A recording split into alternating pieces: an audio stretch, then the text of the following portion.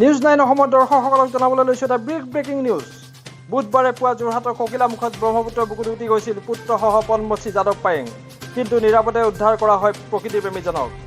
উল্লেখ্য যে পুৱাই প্ৰতিদিনৰ দৰে ব্ৰহ্মপুত্ৰত নাৱেৰে চাপৰি এটালৈ গৈ থকাৰ সময়তে নাও ডুব যোৱাত পায়েং, তেওঁৰ পুত্ৰ আৰু এজন সতীৰ্থ ব্ৰহ্মপুত্ৰৰ বুকুত ডুব গৈছিল যদিও বেলেগ এখন নাৱৰ সহায়ত পাৰলৈ আহিবলৈ সক্ষম হয়।